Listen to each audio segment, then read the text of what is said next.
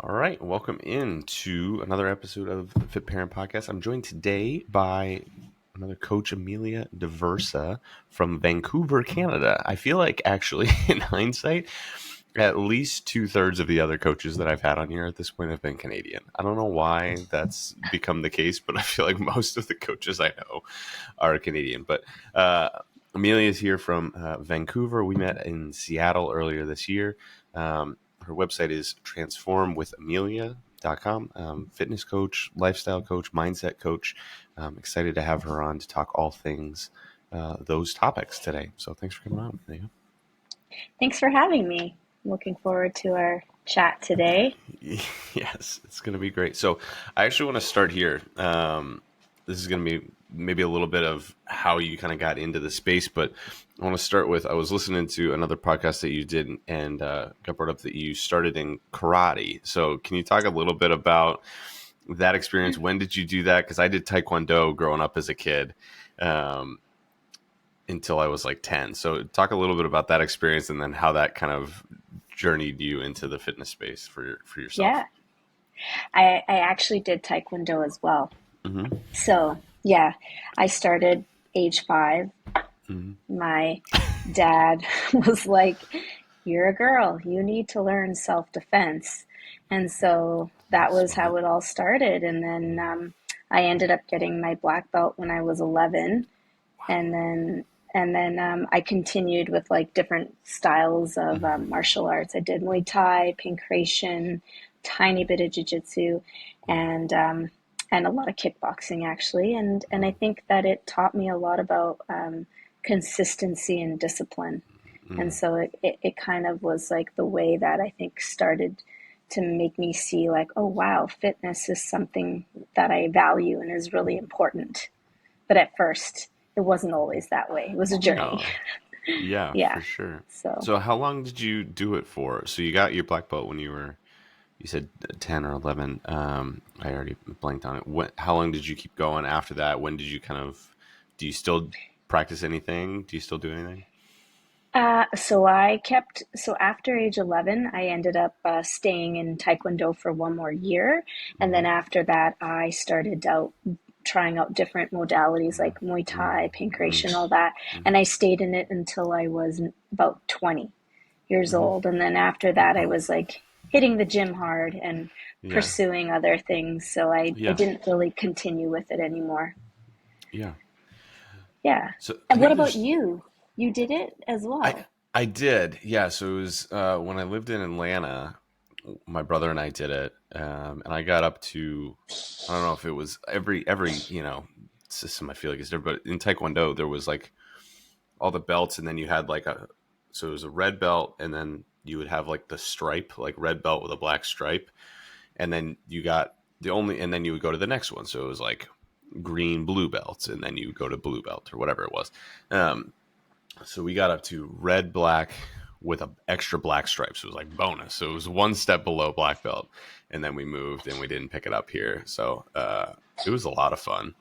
Um, I feel like they kind of pushed me along. Like I was good at the routines, but I was not very good at sparring or breaking the boards. But it was fun, and part of me has wanted to dive back into it. But I think that there's something really interesting about like having getting introduced into like having to command your body in that way and the discipline of it and the consistency of it and things like that. So I was just curious for you because I know that was kind of, so how did that transition go for you around 20 when you were hitting the gym hard and things like that? How did that shift happen for you when you made that move? Yeah, I think because I started realizing, like in my teens, that I was really interested in physical activity and what that meant for me. I think Mm, that having that background of like pushing through something, even if it's difficult, gave mm, me that skill set to keep going and trying new things. So I definitely contribute the martial arts mm. for that for sure. Yeah, Yeah. for sure. So then that piece of it, the push through something even when it's hard, obviously there's clear connections there with fitness and exercise and then even in coaching, right? So how is that um, some of maybe it hasn't intentionally, maybe you haven't thought about it this way, but um, maybe you have. How is that kind of connected for you with how you talk to clients, and kind of where I think a lot of the conversation is going to go with this, because you're a certified mindset coach as well, along with fitness coach and nutrition, right? All of this, I feel like mindset is a big piece of this for you. Um, so as you think about that, sticking with it even when it's hard, how has that um, kind of influenced how you deal with and talk to clients, and even in your own fitness journey?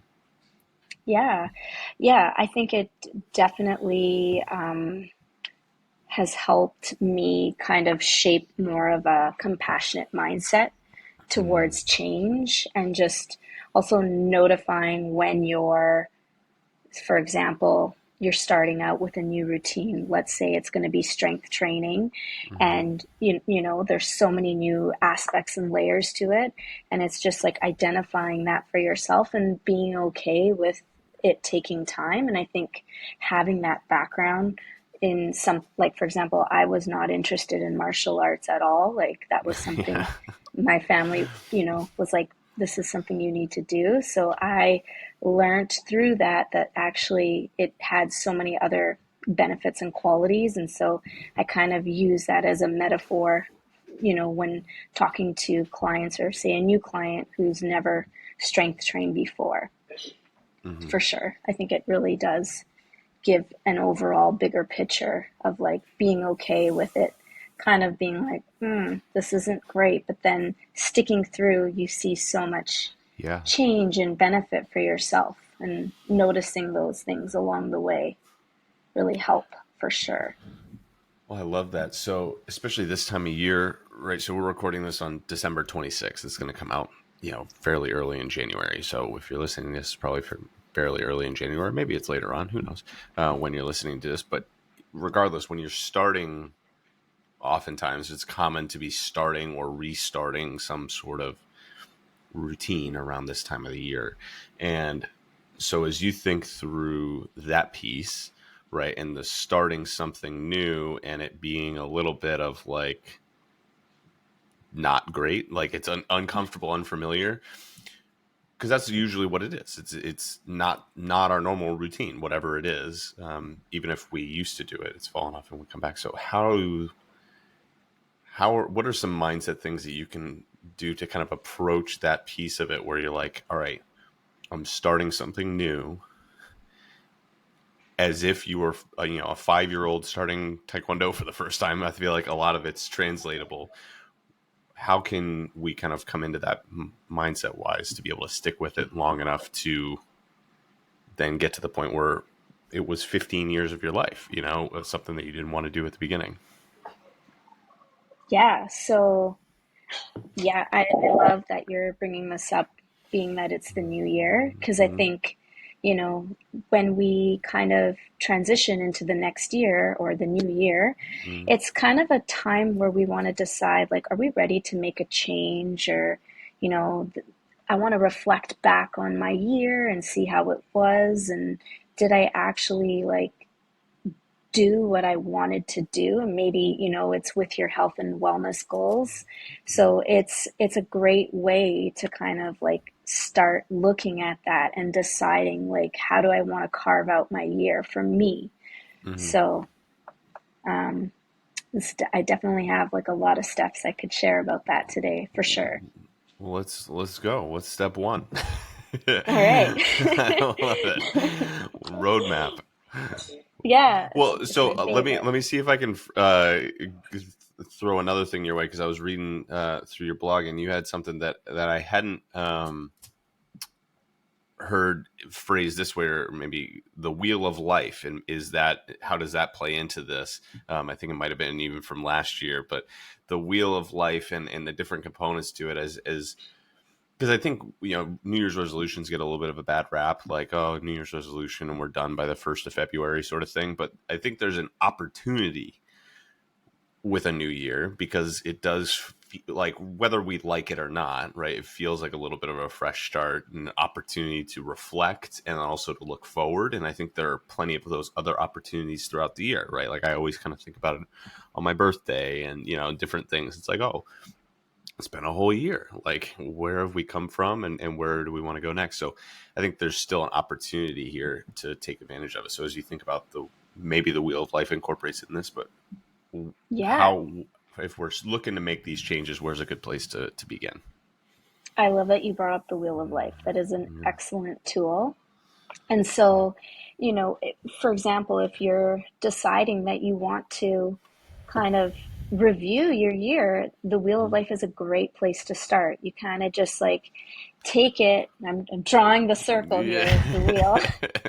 But and you slice it all up into components that make your life fulfilling. And so what Mm, are those areas? It's, physical health, your home life, relationships. There's about 8 different slices in mm, the Wheel of Life, and you kind of just assess it 0 to 10. How satisfied are you? And that could be like your way of reviewing your 2023 year. And maybe for today, we're going to just focus on the physical and well-being mm, slice. If you look at it and you're like, it was a 5, well, what made it a 5? mm, And where do you want it to be for 2024? And maybe you're like, oh, I'm ready for it to be an 8. So now we're going to kind of dive into, well, or reverse engineer, like what are those steps required to make it an 8, and how do we do that? So yeah, it's kind of a great way to like review it, I would say, and simplified way too, for sure. Well, I think for sure. the important piece that you mentioned there, which is drives all of this, and I think we can oftentimes jump right into tactics, but tactics are only so far as they're helping you achieve the goal that you actually want. And so some people think that when we're starting something new, we need to do maybe more than we actually need to for the life that we want. In the idea that like you could look at somebody who's an Instagram person or whatever, and they're six pack and ripped to shreds and can lift 9,000 pounds, and you have a couple kids and or a busy work life, and you're like, I don't, maybe that isn't, you can't get tens across the board to everything. And so maybe your physical health, I want it more than it is, but it might not be a 10 out of 10, and that's okay too. And so kind of navigating that piece of it and identifying the appropriate goal is going to help inform what it is you're doing. So as you think through that piece, how do you kind of frame the what's an appropriate goal, and then working backward and kind of reverse engineering the plan for that goal?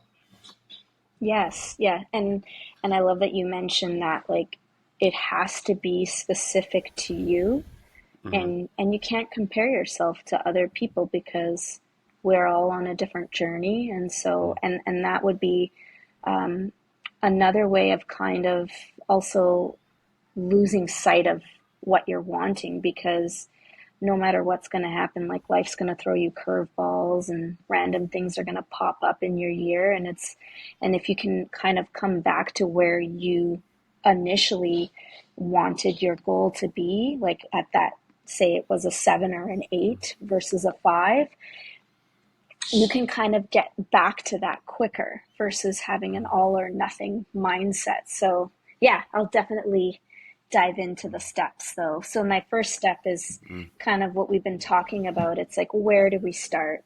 And like, think of it like an audit. And so, you can use the Wheel of Life Mm-hmm. as this audit, and use your 2023 year and review like what were your wins and challenges, and also identify the lessons that you learned and where you want to seek improvement. And that could be like a really great starting point for just noticing what's going on Mm-hmm. before you make any necessary goals. Mm-hmm. So that would be my first step. I Love that. can go to the next Yeah. step. Well, I Yeah. love that because I think we'll naturally self edit. I think if you like take an on, it's like when you I think I'm sure you do something similar with your clients, but the first thing you do with a nutrition client is like just log a couple of days of food. Like I don't care how much, like you can ballpark it. I don't even care if it's good, bad, or like just write down Just everything you thought. eat or take a picture of it, Yeah. and you're gonna look at it and you're like, do I want to write down this seventh Chips Ahoy cookie? You know, like maybe I don't. You know, like maybe I do, but you're gonna naturally like self edit by looking at it and just being like, oh, okay, I'm not like the question of like, am I proud of XYZ, whatever decision, or what it looks like. And so you're going to be like, all right, there's a glaring hole here, you know, and something that Yes. I might naturally be able to like, okay, I should probably not go to bed at 1 a.m. when I wake up at Yeah. 5. You know, like there's probably something like very apparent when you do that self reflection, but we just don't often do it. We often skip over it, and it stares you right in the face, and you can't really avoid it. Exactly. Like, and something I'd love to add to that is like a lot of our habits are habitual. We do them on Yeah, autopilot, right? yeah. So this is a great opportunity to just bring some awareness into what you're doing, and without judging yourself, just Mhm. kind of being like, oh, yeah, like you were saying, that 1 a.m. bedtime's really not working for me anymore. So Yeah. On yeah. occasion, like when I fly out to Seattle and we do a workout at what was like 11 p.m. my time, it was when we started. Like you could do it on occasion, but I was like running on caffeine at that point, and then caffeine and adrenaline. Oh yes, that is. There are always exceptions to the rules for sure. But the habitual piece of it for sure, yeah. Yeah. Yeah, and so what I'm leading that to my second step Mm-hmm. is just creating like that vision, your Mm-hmm. why. We need to have that really clear because you want to know like what is it that I'm even after in the first place, and why? Like why is this so important? It's so easy to fall back into our usual patterns. Mm-hmm. They've been, for, you know, lack of a better word, working for us in whatever that Yeah. capacity.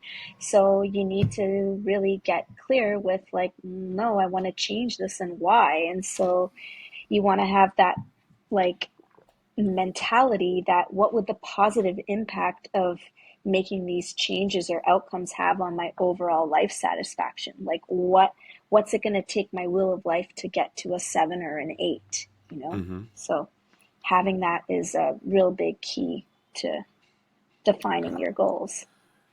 It's the most important step because when it gets hard, because it does get hard, you have to come back to why. And so like your dad, going back to the karate example, like the why was like you're a a girl A and female. this is an Yeah. important thing for you to like you have to do this for your safety, right? And so that is a why that trumps I don't want to. You know, like which Yeah. is really what it comes down to. And so I actually did a whole episode on the like why piece of it. And I frame it a little bit. It's actually it should be out by the time this one comes out. So if you want to check that out, it's like point. I don't remember what I don't know what I'm going to call it yet, but point A and point B, because I think the other piece of it is establishing why, not only where you want to get to, but also why you can't stay where you are and why the things that you've been doing aren't working for you. And so that takes like the a little bit of a hard look in the mirror piece of it, um, without judgment, but like being honest and being like, this isn't the life that I want to live, you know, Yeah. and that self audit piece and being like, not that, you know, you're berating yourself, but that, hey, this isn't maybe where I want to be right now and why I can't stay here. Love it. Yeah. It's so, so important. I'm going to have to check out your episode as soon as it airs. Yeah. I don't remember when I'm putting it. I think it comes out. It might have come out this week. I don't like it. It's all blur to me because I record like 2 weeks ahead of time. So I'm like, I don't know when things are live. I'll look while you do your next one. I'll look to see if it's out. That's a great example. You've got all your habits lined up. You don't even know when it's happening. So it's just going just out. I just record it and then Olivia, who's my fantastic. I can't even, assistant isn't the right word. I got to come up with a better executive chaos coordinator. I actually gave her a mug for Christmas called Chaos Coordinator. She's the chaos coordinator. Like for my business. So she's listening to this. Hi Olivia. Shout out Olivia who's putting this together. But yeah, like it's just like I just record it and then it goes live. That's I used to do it, and now she just does it. Makes it so much better. So it's helpful to help. It's magic. Yes. Um, Oh, yes. Anyway, awesome. so yeah, that's step 2 for sure. Identify the why. Outstanding. And then my next step is something we've kind of chatted briefly about Mm-hmm. is your reverse engineering step. Mm-hmm. So now it's like you have your big picture, but how do we break this down into something a bit more bite sized? So, you know, just to remember, like, we are human, we will have setbacks. Like, Mm-hmm. there's no way around it. It's going to happen. And just using that, like, in this step as your opportunity to, you're going to revisit this step multiple times in the year. Mm-hmm. It's your chance to course correct and see how we need to adjust, your goals and your lifestyle, and what will work for me or for you, Jeff. It's not going to necessarily work for Mm-hmm. each other, right? Like, Mm-hmm. and vice versa. This is where we need to be patient and, like, look at what is going on at our life currently, and like, maybe this is a time to also see, like, do we need more support or accountability, Mm-hmm. or something to help us stay committed to choosing ourself every day. And a simple strategy for setting up these goals is something called the SMART principle. I'm sure you're Yeah, familiar with that I one. love Yeah, smart goals. it's great. Yeah. So just But for the listeners, let's dive into what those are. Like, yeah, I'm sure it's a familiar concept, but maybe how we can apply that to a fitness goal as yeah. an example. So the SMART principle, just broken it down, is Mm-hmm. like making sure that the goals that you set are specific, measurable, actionable, relevant to what you're doing, and timely, like setting a timestamp on things. Mm-hmm. So breaking down each one of those things into those categories is going to make a big difference. So let's do this maybe as an example. So let's say that I'm coming to you and it's December 26th, and I say, all right, I wanna take my fitness. It was at a 4 up to an 8, right? Let's together maybe for me, or I'll give you an example. We'll actually do this for me. We're not going to do a pretend one. We'll do it actually for me. So for Okay. me, all right, I'm going to get coached by Emilia right now. So for Okay. me, I have 3 kids, 3 and under, and I run a business. And so the challenge for me has been, so my fitness historically has always been a 9 or a 10. That's just kind of always been what it is. And but in the last couple of years, as life has shifted, different wedges have taken up larger portions of my attention. Um, and as a result, fitness has not fallen by the wayside, but it's not certainly not what it was when I had no kids and I could work out whenever. If I missed a workout, I was like, okay, I'll just do it later or tomorrow or the next day. Who cares? Like I can do it whenever I want to. Now, if I miss a workout, it's like I'll do it. And all right, see you in 3 days. Like that's my next opportunity to get one in. So, um, my goals are not necessarily physical related, but just kind of consistency related, and also um, making sure that that I'm consistent with my training as best I can, because there's times where I get in and I'm like I'm too tired to like push myself right now just from the rest of my life. So my goal is to take what is currently maybe at a 6 up to like an 8. So that's kind of framework. So then Mm-hmm. how can maybe, and this is honestly something that I was planning to do this week anyway, so this is really therapy for me and figuring it out, is thinking about for the year 2024, how can I set some smarter or some smart goals for my training to kind of, again, I'm not going back to a 10, but bring it up to an Yeah. 8. Well, what my question to you would be, Mm. what would what would it feel like if it was an 8? love that question. That was so good. That's so good because it's like, what would it look like to win? Um, yeah, I think what it would look like is uh, hitting when I'm in the gym for that hour or 45 minutes or whatever it is. It feels productive. Not necessarily in the sense of like, oh, I put on, I kicked my butt or, I got wicked strong today, but it was just like, no, I was in and I worked for this time. Um, Versus there's more times that I would say that I am kind of going through the motions a little bit. Um, I don't know if that answers the question. Yeah, no, that. So what I heard was that you want to have the most effective session, whether it's once or twice a week, Mm-hmm. whatever you're fitting in. You just want them to be really efficient and productive. Mm-hmm.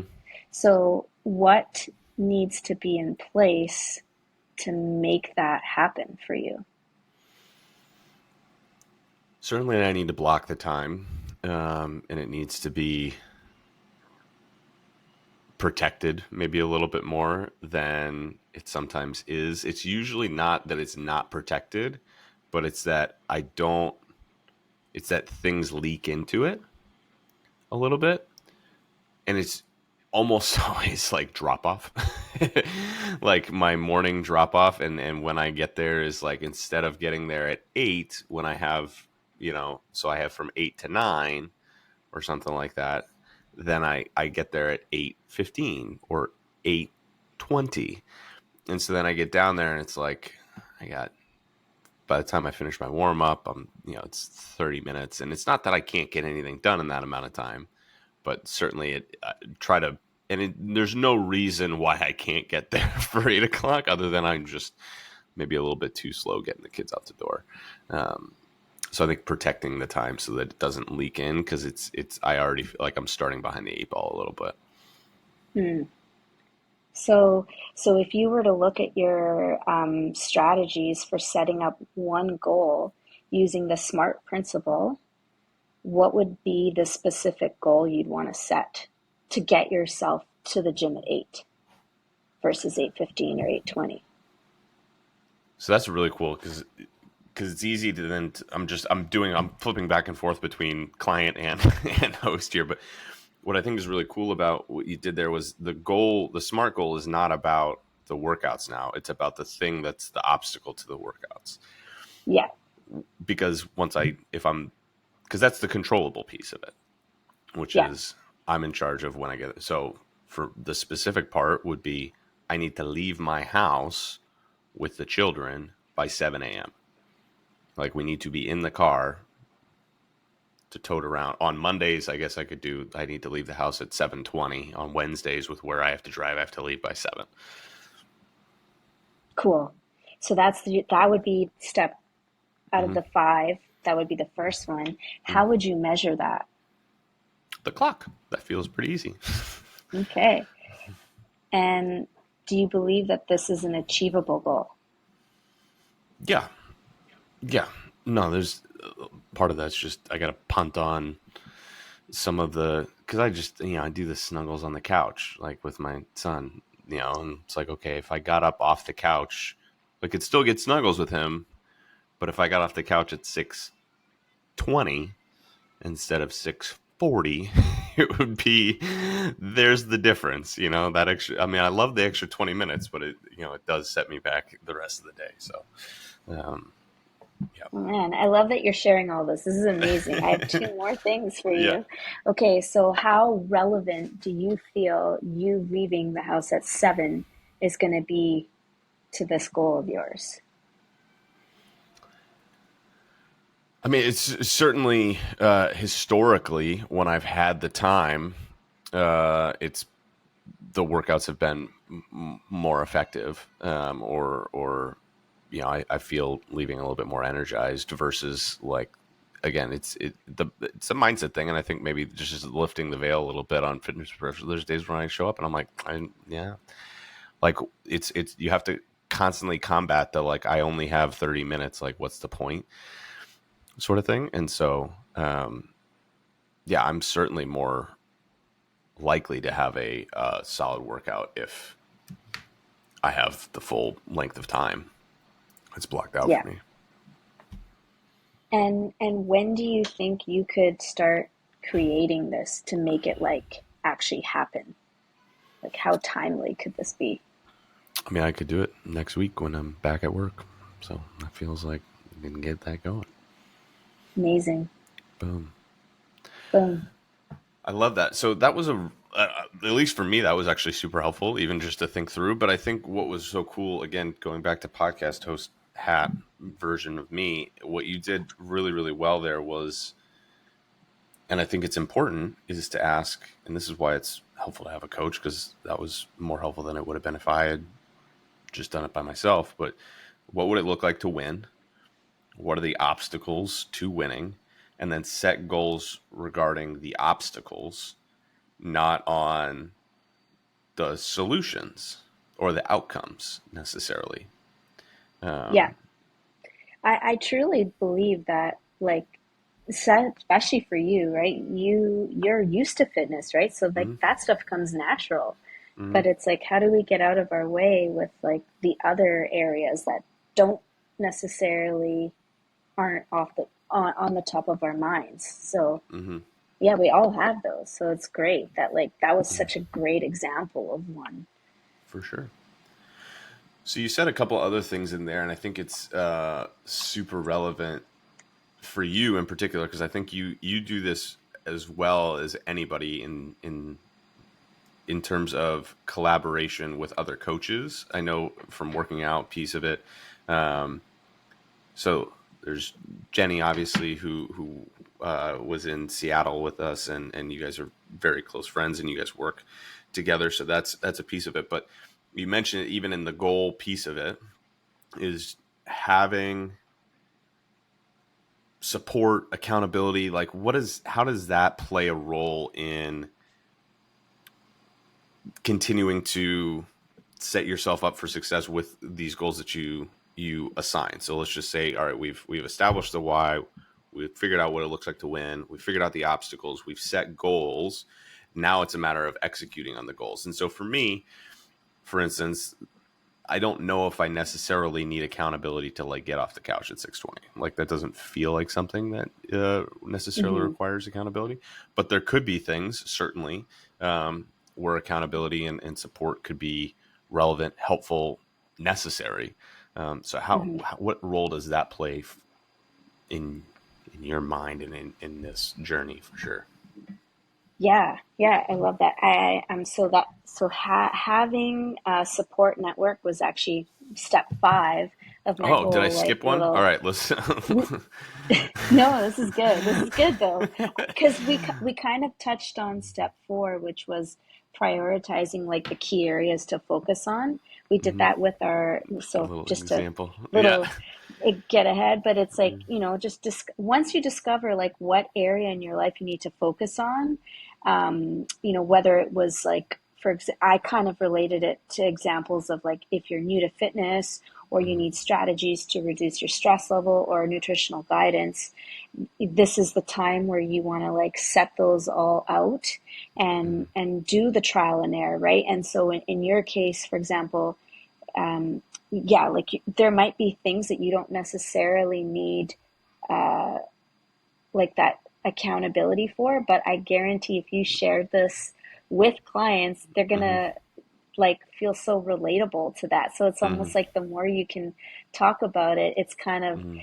it's not necessarily accountability for you, but it could be like just like a shared collaboration. Like we Yeah. all go through that. But that would be one great way of having a support network. But definitely, if you're more new to say fitness or nutrition or stress reducing levels, like you're going to want to have a community or a place where you can go and bounce ideas and talk about like what were your wins and your challenges, and you want to be in a place where people are on the same wavelength and they've been there or they're going through it or they've done that, so Mhm. it's really key to have somebody like that. It's gonna and I actually have a great example of this with my Mhm. own clients.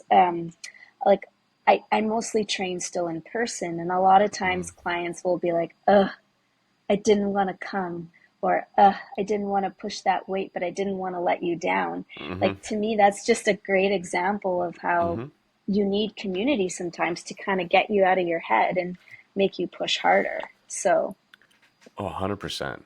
Yeah. Well, I mean, the example of the Seattle workout is the first one that comes to mind for me. So, to tell the story a little bit, so we were both at a I don't know if conference is the word, but like a day long seminar type thing, master class. it I was don't like a know. 14-hour day. It was such a long day. Yeah, it was in Seattle, and it was three or four with Den and five, I guess, with Mel. But Don Saladino, who is fairly well known in the industry, trained Ryan Reynolds and Blake Lively and Sebastian Stan and all these kind of celebrities, and Luca Hochevar, who hosted it, who's super well, and then Dennis and Kelsey Heenan who run Hipburn, and they put it on, and it was called Becoming a Super Coach, I think was the name of the thing. And we went out there, and it was a 14-hour day, and we sat in like little folding chairs, and we did some different interaction stuff, but it was I think it was 8 or 9 local time after a day of sitting and like just getting drinking from a fire hydrant all day with information. They're like, okay, we're gonna do a workout together now. And we'd had like not a ton of food either. Like we had like one of the the daily dose things, and I had been up because I was still on East Coast time. So I woke up at 4 Pacific and couldn't fall back asleep. And then it was 9. It was just like I was wired. It was crazy. But like to start this workout at that point in time, and then they're like, okay, we're gonna deadlift, was like the first thing that we did. We're like, okay, we're gonna do deadlifts, and people just kept throwing weights on there, right? Just throwing weight, and just like, all right, well, I guess we're gonna go. And I think you PR'd that I day, did. didn't I haven't you? even touched that weight. I haven't touched close to that weight since then. By 50 pounds, I hit a personal record because everybody was just like, "You go do it, Jeff." And Luca's standing right there, and Don's standing right there, and the environment was just nuts. To go touch a weight that like I never touched it. I hadn't touched anything close to it, and I think other people in the room were doing the same thing. We were like, holy cow. Like, and then we went and we did like inverted rows with chains, and we did these sled thing. It was not a crazy workout in terms of like what we did in terms of like on paper, you'd be like, that's a boring workout. But the environment and everybody pushing each other and like the inverted rows, Luca was, his hands were under my back and he was like curling me off the ground to get more reps. He's like, come on, do more. And I'm like, I literally can't lift myself up anymore, Luca. Like, what do you say? But that environment was, I think we all were like, that was nuts in terms It of was like, invigorating. to use, Luca's gym is called Vigor. But yeah, Oh, I wasn't sure if that was what you're trying. I didn't even realize I was on the No, ball there. but it was, you nailed it. But it was such a cool experience to like where being in that environment pushed into territory that it could have easily, like, if that workout was on paper and I was doing it myself, that's it would have been a fine workout, even in the context that I talked about. But like it was so different in that, and so you have your colleagues that you work out with, I think, somewhat frequently. So you maybe experience this a little bit more than the average person. And you do your like Saturday flows, Sunday flows, something like that, your kettlebell flows with people and things like that. But that environment piece, and then I know you train semi-private too. So like you have clients who work together. So for your perspective, and then also kind of your clients, certainly the you to there, like, oh, like I didn't want to let you down and push that environment happens for sure. But then the also, how do you see that play out amongst them, and then for you among your workout buddies and the people that you train with? How do I, well, I definitely totally agree with you there. Like, it's just that energy that we feed off of each other. It Yep. just kind of really, like, like we were tired, for example, like going back to that day, we were Mm, so tired and kind of hungry, but yeah. we just we were doing box jumps, Mm, sprints, yeah. PRing, and Mm, then like all this accessory work. It was like, oh my God, I didn't know I had this in me. But sometimes, like, you never know until you try. And when you have everybody kind of rallying with you, it's mm, just, what's the word? It's contagious in a good way, yeah. you know? So Yeah. yeah, We're the it's product. powerful having We're the the, community. I love it. yeah, for It's sure. fun. And I did. I'm plugging my own episodes here, but I'm just thinking about it. We just did. Just recorded. This one's definitely not live yet, but it might be as of this recording. Did a whole one about support and the importance of environment because I think it is so vital in setting us up for success. So love it. There, Yeah, step and I'm 5. sure, just something I'd love to add is like maybe you don't have that space where you're with people in person, but even having like an online community can Yeah. make a big difference too, right? Like I'm sure you experience that with a lot of your clients and whatnot, just like everybody like rooting for each other or sharing their wins for the week or whatnot. Like it empowers people and inspires them. Mm. Oh, absolutely. Absolutely. Yeah, just there's people that are can that can pull you along or celebrate victories, but also people who can empathize with the struggle of like this is hard. Like you go back to the karate class. If you walked into a karate class and you were the only white belt in a room of black belts, that would be a little daunting and hard. And while that, like you might get pulled up a little bit, it's there's a gap there. And I think it can sometimes feel like that in the gym when you walk in and you're a novice. And so it's helpful to have people who are, closer to your stage of it. It doesn't, but the best thing about every black belt, quote unquote, is, remembers to some degree what it's like to be a white belt and come in. Um, but can you talk a little bit about that piece of it? Like when you come into the gym and start a program and you're maybe a little bit newer and uncomfortable, like the mindset pieces that go into um, Yeah. setting yourself up for success Yeah. that way. Well, this is perfect. It actually leads to my step 6. Boom, And crushed it. you crushed it. I think like another way of saying this is avoiding to feel overwhelmed. Like Mm, this is a lot when you're embarking on something new or, really trying to up level yourself. mm, We a lot of times have this all or nothing mentality. It's like, oh, mm, if I can't, be like that, what's the point? But it's like, no, no, no, no. Like you have to break things down into actionable, small, bite-sized things that you could do daily, whether it's getting off the couch 20 minutes mm, earlier, like something that seems like, oh, no brainer. Or it's mm, like maybe I need to surround myself around people that are motivating and inspiring. So it's like mm, finding that crowd of people that you feel is your like your group of people, right? mm, So we need to do these things, small steps, because we need to build confidence in ourselves and also see that you can do this. And that way, when things get derailed or you're off track slightly, it's easier for you to get back on to your goals. And so just that would be a really crucial step in part of your journey for sure, mm. is making things bite-sized for sure. Yeah. I'm trying to think of this. Have you seen the movie What About Bob with Bill Isn't Murray? that like from the 90s? Yeah. Yes.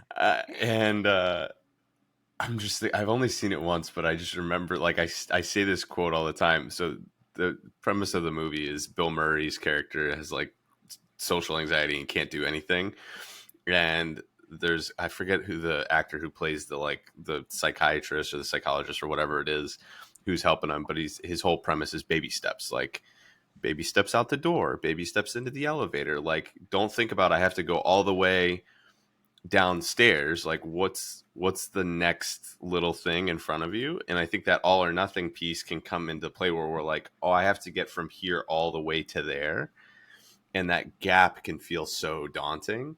And so I love the idea that you talk about, like those bite-sized pieces, those baby steps, because then when you fall off, it's not I have to get all the way back to where I was. It's just I have to go back to the baby step that I was on, whatever it is. And it's the fall is maybe a little bit less too, because it's like, oh, I didn't fall down 50 rungs. I didn't go all the way back down to zero.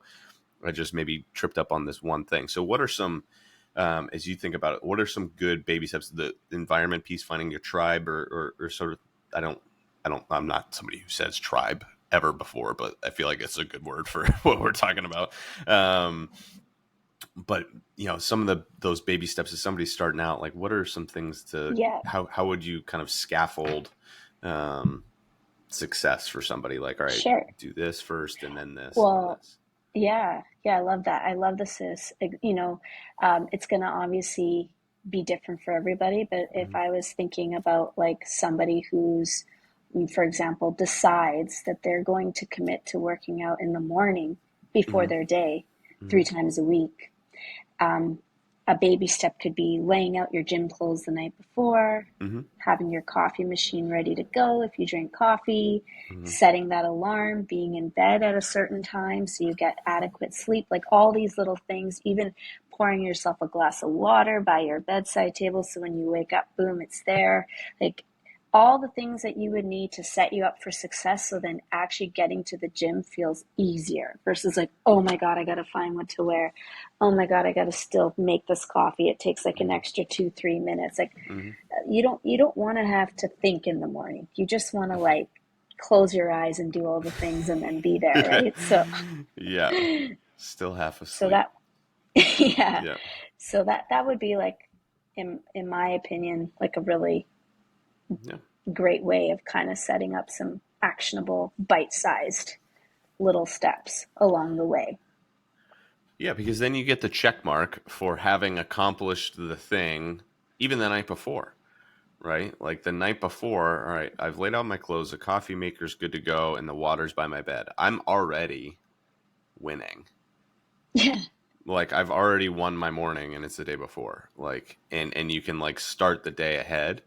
And there's something kind of, I think that we can get a little bit into this, and I want to maybe do this segue too, because I've never heard maybe this phrase before, but maybe it's just because I'm oblivious to it. But the idea of like I'm winning in my head, like the game of fitness, we can think about it's in the gym or nutrition, it's in the kitchen or whatever it is, but like it's 90% in the 1 square foot of real estate above our ears, like between our ears. Like it's a mental game. And the phrase that um, you've done, maybe it's a broader phrase, but mental fitness Mm. is something that, like, you win the mental game and the mentality piece of it, and that makes the physical piece of it almost easy. Yes. So can you talk a Yes, I little bit love. about the mental fitness piece of it? Yeah, I love that you bring this up. So, mental fitness is really about your mindset. Mm-hmm. And for example, like coming back to that all or nothing mentality, when we kind of position things like it's either a yes or a no, you're leaving out space for yourself to kind of have a mental fitness outlook. So if you kind of have that mentality where you're like, okay, I'm doing all these steps, you're kind of trusting yourself that you're going to just keep going and things, you'll be better, more adaptable Mm-hmm. to change and setbacks when you're having already like a winning mentality just by doing these little things. Like you're trying to see the positive in all the ways versus just like, oh, that doesn't work, that's it, it's over. So that would be Mm-hmm. kind of like a small bite-sized way of saying mental fitness. There's so much I could go on about it, but yeah. Yeah. Well, so I'd love to dig in a little bit more if you're up for it. But the idea that something you said there that I thought was really cool was it's an opportunity to like get a rep. Like every situation that comes your way, like I think that we can think about the idea of like, okay, I know that at least intellectually, I know I will get stronger if I go to the gym and I do the thing, right? Like it's not going to happen overnight. I'm not going to pick up, I think everybody embraces, like, I'm not going to pick up 10-pound dumbbell. And then the next time I come down, I'm going to pick up a 50-pound dumbbell. Like it doesn't do that leap, but over the course of time, I might make that transition. But I think we almost skip that piece of it with the mental, like I get better at the mentality piece of it with more reps of doing it, and you take each as an opportunity to maybe get a little bit better. So how do you kind of do that framework for, all right, remembering that this game is a mentality piece of it, and I'm trying to take all of these opportunities to get a win, and it's not just all or nothing or yes or no, but like taking it as opportunity to learn, and things like, how do you shift that? Because it is a natural mindset to just be like, I'm not doing everything that I want to be doing and feeling like a Yeah. failure. As a framework, I think, for example, bringing it back to the very beginning when we were chatting Mm-hmm. about the wheel of life, Mm-hmm. creating the awareness of what you're wanting and also knowing where your obstacles lie. So, for example, something that's really popular is saying is your saboteurs. Like, Mm-hmm. are you a people pleaser? Are you a hyperachiever? Are you, I don't know, an avoider? Like, what are the common things that you tend to do? And the more aware you are of what those are and what derails you, you're allowed to it allows you to start looking at getting more aware of how to make that quick little change. Whether it's like, you know what, there's too many things, I can't do all of them, but I can commit to drinking this glass of water because I know if I do this, I'm I'm one step closer to being healthier or Mm-hmm. whatever it is that you're wanting. So by being aware of where you kind of fall back on things, you can use that as a tool to build that resiliency. And that's kind of what mental fitness is, for sure. So that self-awareness piece of, Mm-hmm. I understand where I'm going to get tripped up or where I'm naturally going to get tripped up.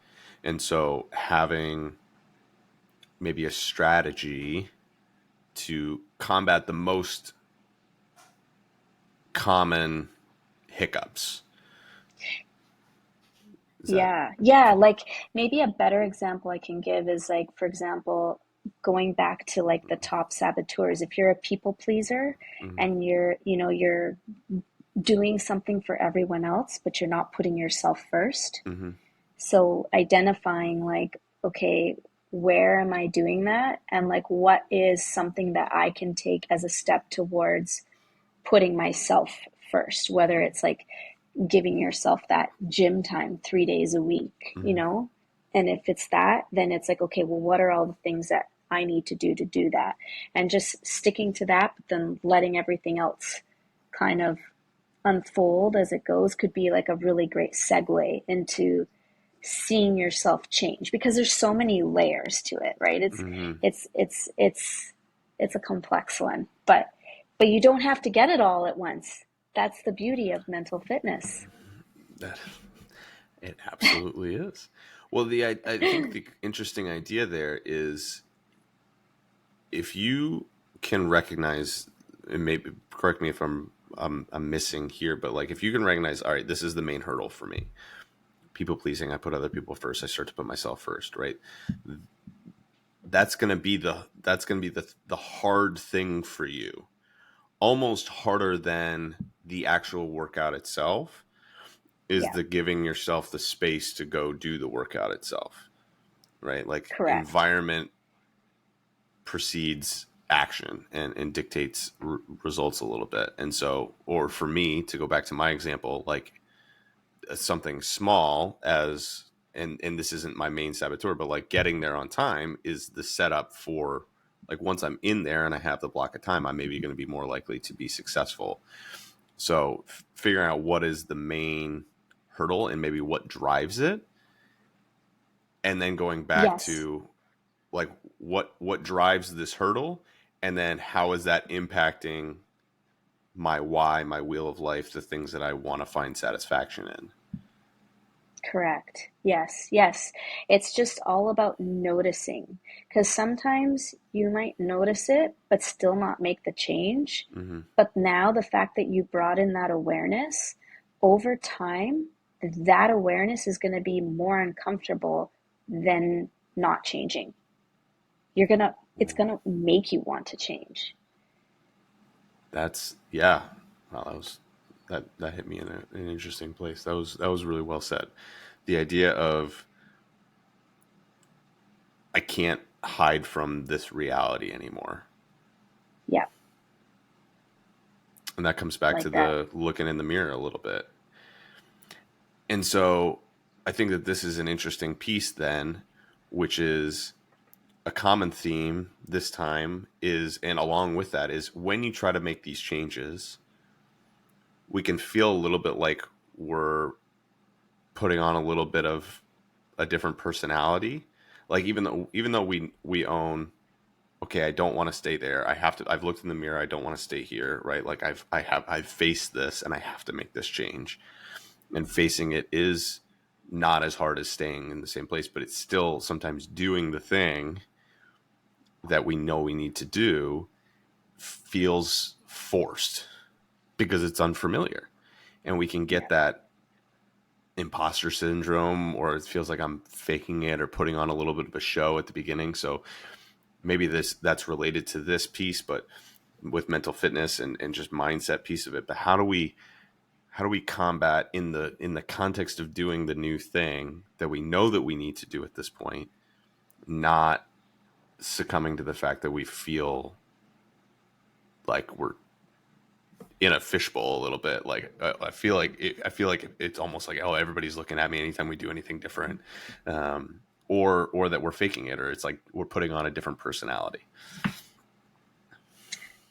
Yeah, you know, I think that's an interesting piece because it's it might be tough for people closest to you to start noticing you're changing, Mm-hmm. right? So, um, I think it's just like sometimes it's nice to be a bit transparent, but also choosing wisely who you be transparent with. And this is, I don't know, I'm kind of going on a tangent here, but Do it. sometimes when you start to make changes Mm-hmm. in your life, your circles change too. Mm-hmm. So, it's just it's nothing is black and white, I think. It's Mm-hmm. very gray, and sometimes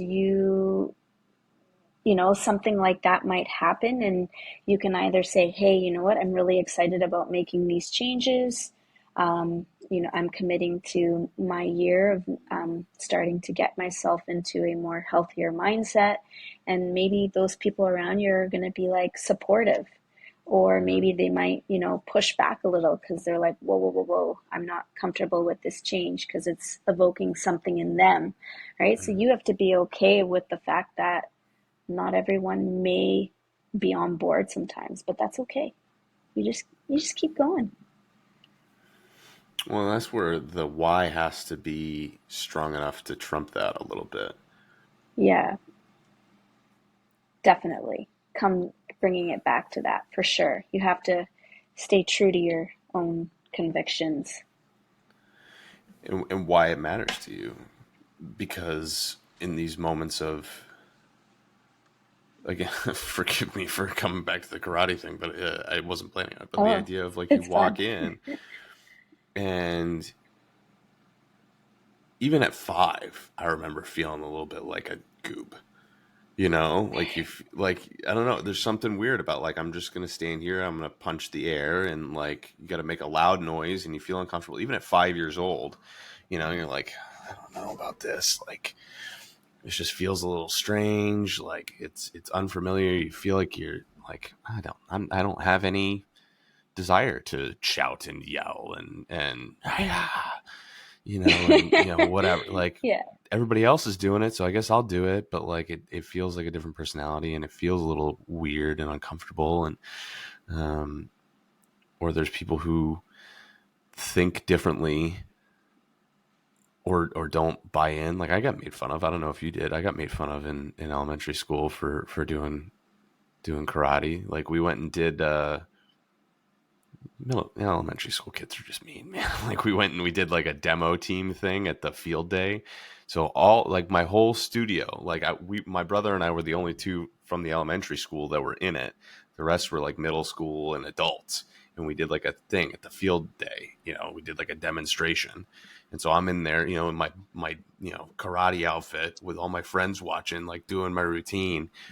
I got made fun of for like a week and a half after that. But at that point, I was like, I'm pretty good at this. And like, you guys just aren't doing anything. Like, I jumped over a chair and broke some boards. Like, what did you do today? Yeah. Like, um, so there's something, I think, but that if that had happened like at the very beginning, I think that would have been harder to accept. Sorry, I don't know if you can hear that. That's my. I don't know how to. All right, I should probably put this on Do Not Disturb. My wife told me I how to think do this, it's and I all good. just always forget. Go ahead. I think you touched on a really powerful piece there. You had already built the confidence, and it Mm-hmm. sounds like you knew your why. So, Mm-hmm. all these other things that I bet you they were just probably jealous that Mm-hmm. they weren't doing it, and they're Oh yeah. just projecting something on you, right? So, you Mm-hmm. kind of were like, nah, I don't need that. Like, Yeah. and that's great because you can kind of laugh at them too with you about yourself and move on. Like it's like, Mm-hmm. oh, whatever. I'm going to still keep being me. You can be you. You Mm-hmm. can be in separate spaces, and that's okay. Yeah, for sure. And it would have been maybe harder at the beginning.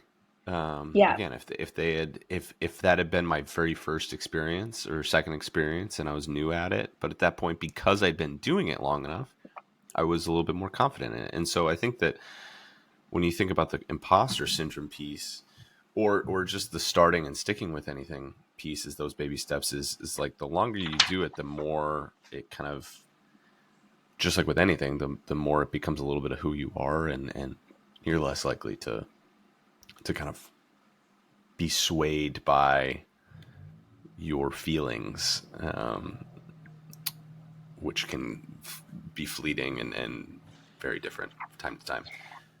I think that's a great thing, like to know that. Like, I feel like even that story must have kind of paved a lot of things for you, right? Mhm. In a way, would you say? Like, Yeah, and honestly, I haven't thought of that story in 20 years. Like I don't know why like it kind of brought up, but it's interesting that it has like but it has without maybe even having realized it, like to think that through though is certainly yeah. super cool. I'd love to tell you my Yep, next few steps. please. Yeah. So, I think one of the most, another really important key thing is we need to make sure we're having fun and Yep. having variety along the Hmm. way. I think, especially if you're new to fitness and you don't know where you want to start, like having an open mindset and being exploratory to trying different things. For example, I'm going to use strength training here because I'm a big Hmm. fan. Hmm. So, yes, strength training does require some consistency, but you can still get that through tracking your progress and also every 4 to 6 weeks changing up your routine. So Hmm. you're still getting that variety. So that would be like, you know, a, a way with strength training to see that it's changes and you're also getting to see progress, which is fun and rewarding. So Hmm. do you have 100%. any other ways that you incorporate enjoyment or variety into? Well, I think that the idea is I'll go flips because I totally agree with you. Like and why I think getting a gateway into like activity, I think it has to look a certain way in some people's heads, but like activity is activity, and if it drives you into it. So even like your story of karate into strength training, right? Like that was kind of the gateway for you into doing it. But I think some of the times at some point, variety for variety's sake can be a little bit of a hindrance, where we can get Mhm. a little bit into like at some point, great, let's like have some fun. But the phrase variety is the spice of life. But I always say like variety is the spice of life, but you don't just eat oregano. Like you have to put it on something like the meat and potatoes, which are like the big rocks, and you put the variety in to keep yourself interested and engaged and wanting to come back and seeing something a little different and having fun. But the things that move the needle are always those those big blocks of strength training. Like when you do a strength training workout, like you're always going to push, pull, hinge, squat, carry, core. Like you're always going to do those things. It's just within that In different category. ways. Yeah. How Yeah. are you going to execute on it? So I love that.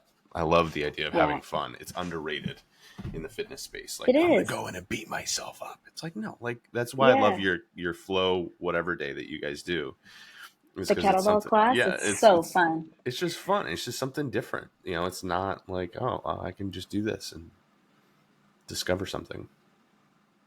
Yeah. And a lot of those moves incorporate all the main lifts. Like it's Everything. great. It's just a different tool. So Yeah. yeah. And then of course it's important to always remember, I'm going to repeat myself a lot, but track the progress and adjust Mm-hmm. accordingly. So, whatever measures you're using, say, for example, you want to see more physical changes, like maybe you're measuring yourself, like, I don't Mm-hmm. know, whatever you think is going to help you see progress, go for it. Like, there's no right or wrong in this Mm-hmm. aspect. So I don't know what your thoughts are on that, but sometimes I'm a big fan of taking measurements, Mm-hmm. tracking photos for myself when I want to see changes. Especially, I know you're big into the fat loss challenges for yourself. Like, what are your thoughts on that? Yeah, I mean the measuring thing is so important. I've never really weighed myself as like at all until I've done these couple of fat loss phases, and I've done it solely for. And this is going to sound dumb, like solely for the purpose of putting it out on the internet for people to see how much your weight varies. And so I think the idea behind measurable, right, going back to the SMART goal of like, is this measurable? It's also like, is this telling, you need more than one data point, right? Like if I was a business and I only ever talked about my revenue, that's a part of it, but like I could make a ton of money by just but not make any profit because I just spent it all. Right? Like there's you need more than one data point in order to tell the whole story. And so yeah, I'm a big fan of measurements. I'm a big fan of progress photos. I'm a big fan of how your clothes fit. Like, the scale lies all the time, but pants don't lie. Like if your pants fit better, like It's working. something's working. And but it also just with with anything, like if you're not tracking it, then it like it's tough to know whether or not you've made progress, because it's like your hair. You don't really notice that your hair is growing until the day you're like, oh, I need a haircut, because you're close to it. And so it's hard to like see that progress because you're used to it. But if you've been tracking it, then it's easy for you. It's a little bit easier to look back and see where you've come from. Yeah, it makes a big difference. It really does. Like earlier this year in September, there was a group of us at work who felt that they wanted to kind of challenge themselves Mm-hmm.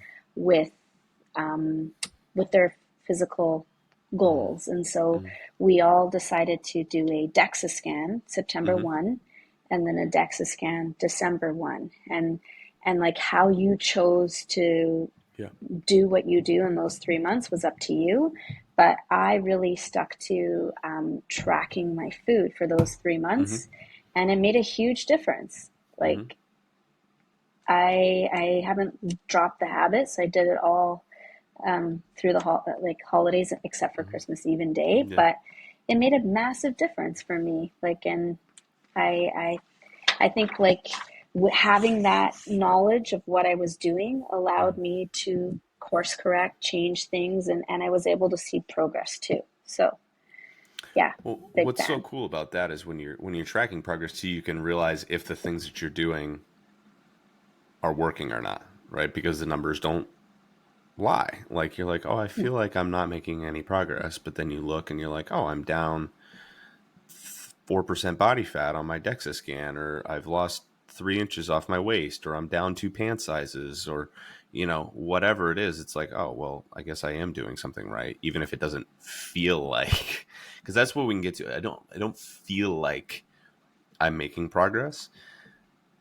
Well, your feelings are they're your feelings, but Hmm. and you can feel them, but when the numbers don't back it up, then that helps kind of keep you accountable with yourself to, oh, I got to just keep doing it. Or if you don't see anything and I feel like I'm doing everything right, that's like um, I'm in a calorie deficit, but I'm not losing any weight in any inches. And it's like, well, you might think you are, but the hard reality is that you're not. And the numbers back it up. Like there's no kind of a way around it, and so that you might feel like you are, but that tells us that we have to do something different.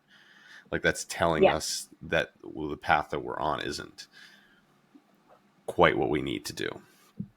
Yeah, and I feel like you said something there about, I'm not feeling change.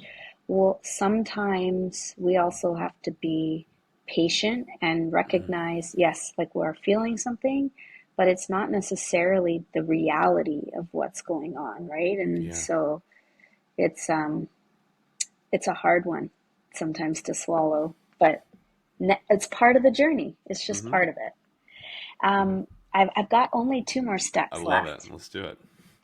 So the ninth one is seek help where you think it's needed.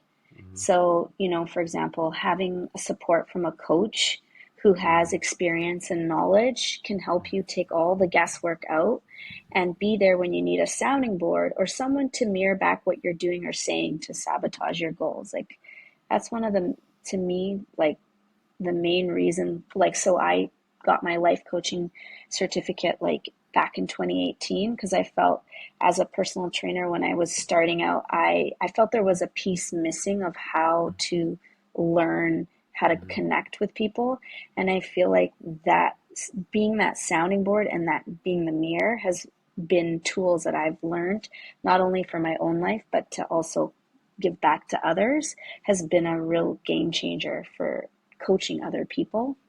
Hmm. So I feel like that's a huge one for people Yeah. to have.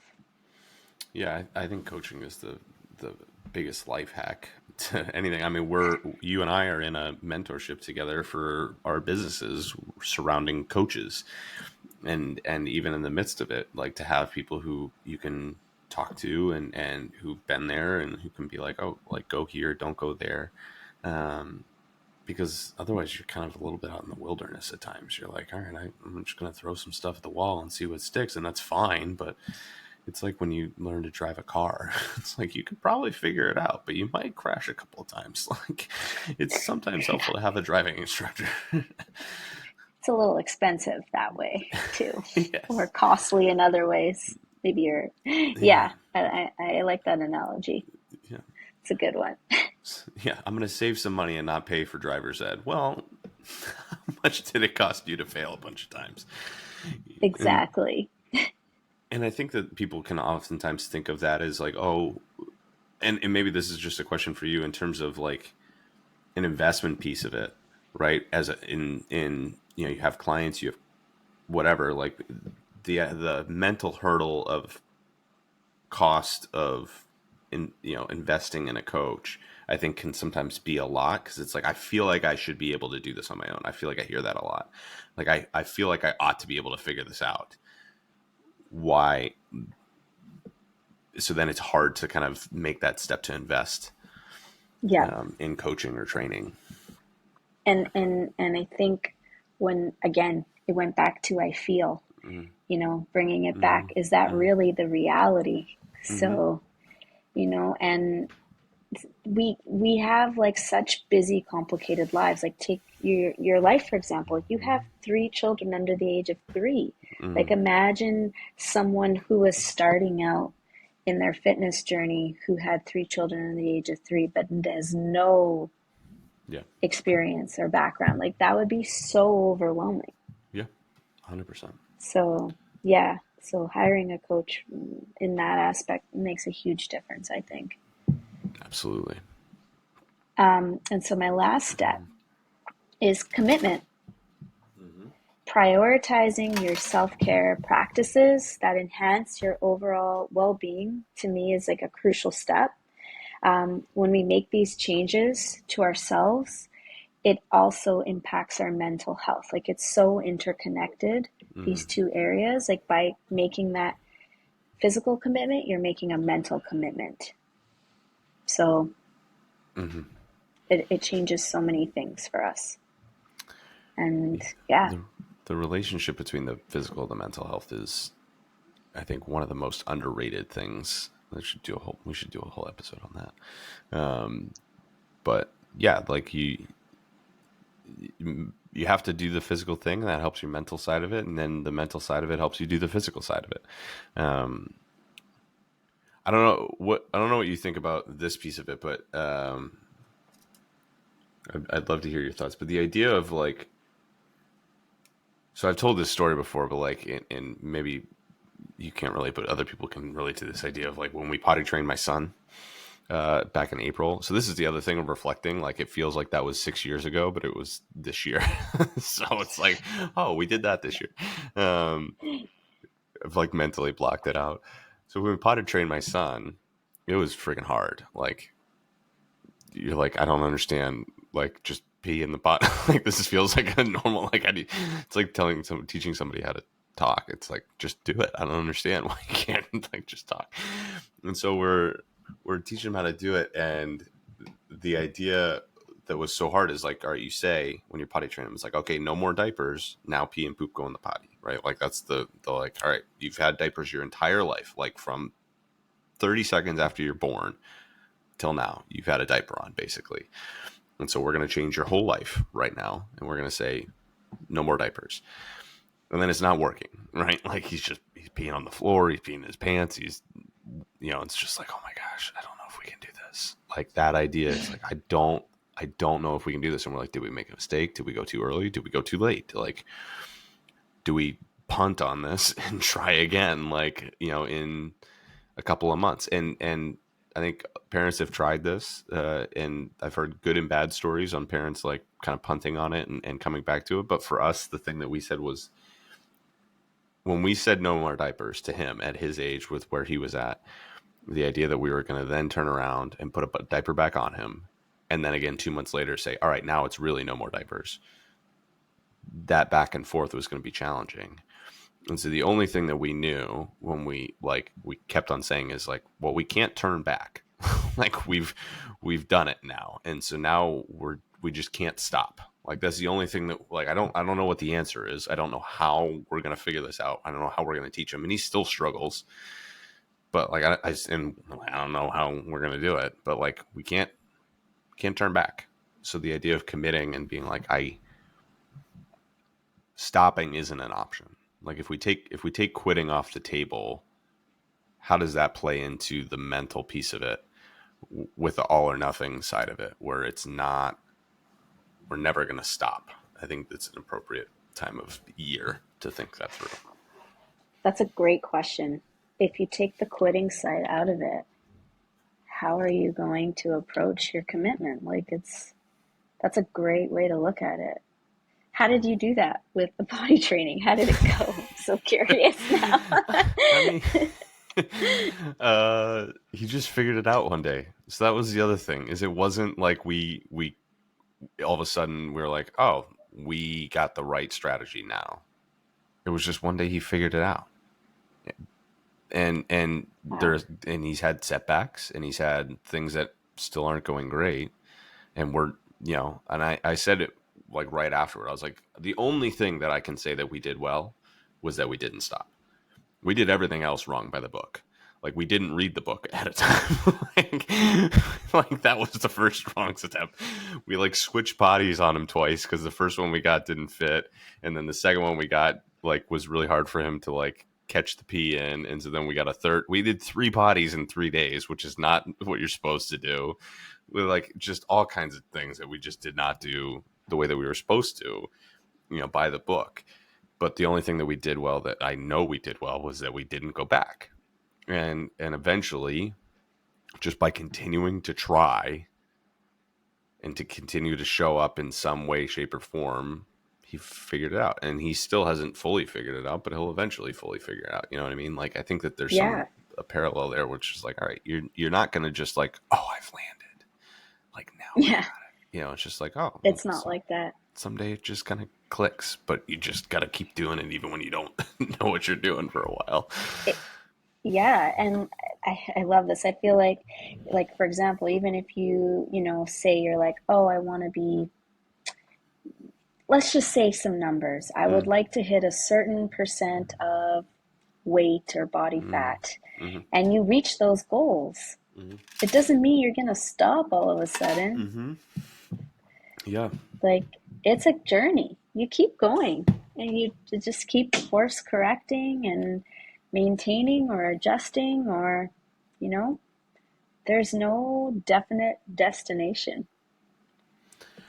I think that that's a really interesting point, particularly this time of the year, because we can oftentimes think about, right, I want to lose whatever, 15 pounds, as an example. I want to lose 15 pounds. Great. What happens after you lose 15 pounds? What's next?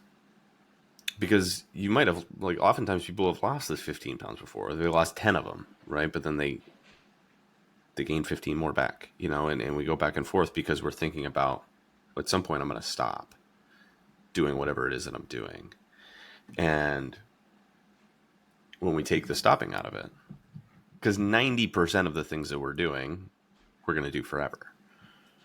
The things that are for your health, like, Yeah, whether you're not always going to be trying to lose weight, but like you're always going to but want to but you're exercise. gonna want to, exactly. You're gonna want to go to the gym. You're gonna want to reduce your stress levels. You're gonna want to sleep good, Mm-hmm, eat eat decently.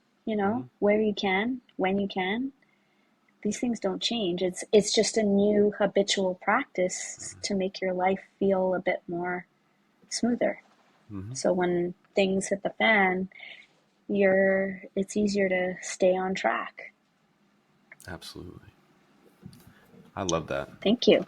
10 steps to sticking with it, for sure. Stick with it. Make Yeah, 2024 your year, for or sure. the years ahead, whatever. Absolutely. Yeah, beyond 2024. Right. That's awesome. Well, I appreciate you coming on, Amelia. Where can people find you? I said it at the beginning, but can people find you, things that you have going on? Yeah, no. Thanks for having me. This Of was a course. lot of fun. And yes, so my website is a great place to find me. Mm-hmm. Uh, transformwithemilia.com, and I have a newsletter that I put out once a month at the Mm-hmm. end of every last Thursday of the month, and it's just like what I'm up to, what I'm offering, and how to be part Awesome. of the community. Yeah, Awesome. For sure. I'll link her website in the show notes. I know she has a guide that you can get right there too when you sign up for the newsletter. that's right. I Um, have a free 30-day habit guide. which is awesome, and blog, which is fantastic, to read through some ideas. And appreciate you coming on, Amelia, and appreciate everybody listening. And yeah, have a great 2024. And I'm sure we'll be chatting soon. But thanks again for You coming on. too. Thank you. Have an awesome day. Bye.